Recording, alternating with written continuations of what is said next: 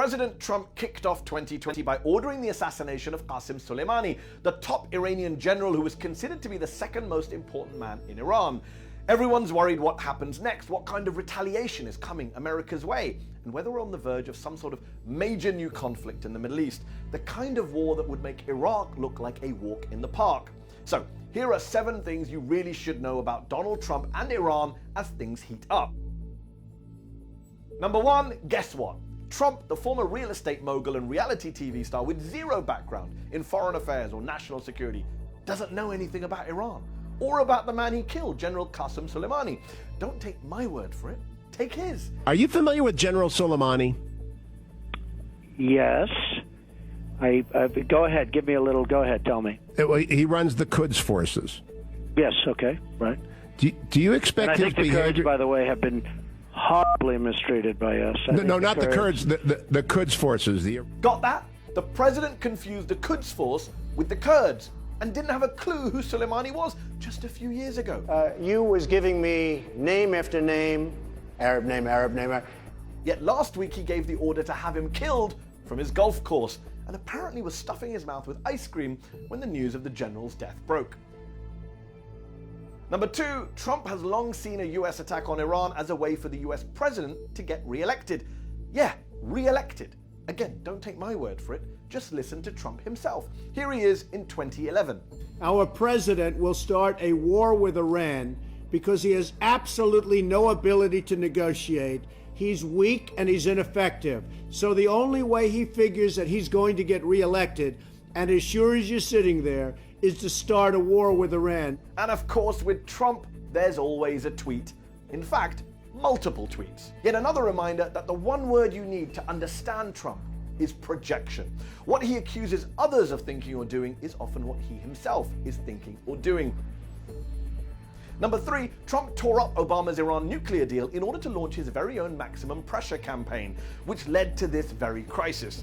But here's the thing, Trump tore up that deal against the advice of his own generals and his own defense secretary, who said it was working.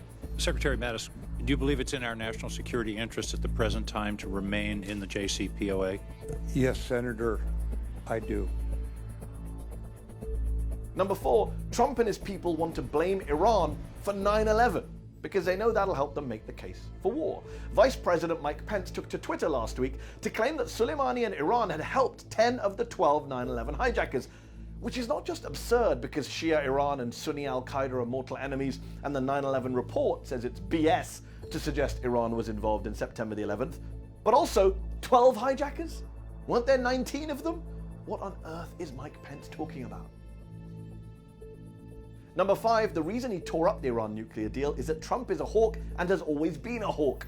So what was Maureen Dowd smoking when she wrote her Donald the Dove, Hillary the Hawk column in the New York Times in 2016? This is a president, remember, who has twice bombed the Assad regime in Syria, reduced Mosul and Raqqa to rubble, vetoed a congressional attempt to end US involvement in the Saudi bombardment of Yemen, and overseen a 5-fold increase in drone strikes throughout the region and beyond. Yet on New Year's Eve, the New York Times still insisted on bizarrely referring to this president's, quote, reluctance to use force in the Middle East. Ridiculous. Number 6, Trump's belligerence, though, has to also compete with his massive ego. The president is a narcissist who wants to be loved. So as much as he likes blowing things up, he also likes people blowing smoke up his ass. Think about it. If Soleimani was assassinated because he was a bad guy with American blood on his hands, then why hasn't Trump given the order to also take out Kim Jong-un, who basically murdered US student Otto Warmbier? Oh wait, Trump has a thing for Kim, right? And then we fell in love, okay? No, really. He wrote me beautiful letters. If only General Soleimani had written love letters to the President of the United States, perhaps he'd still be alive today too.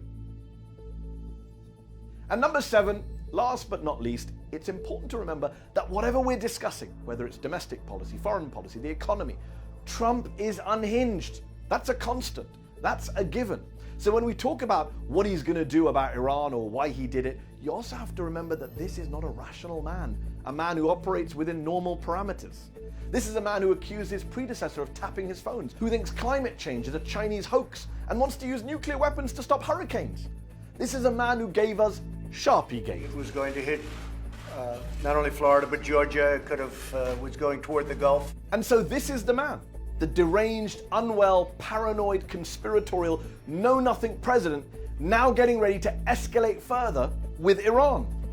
Happy New Year.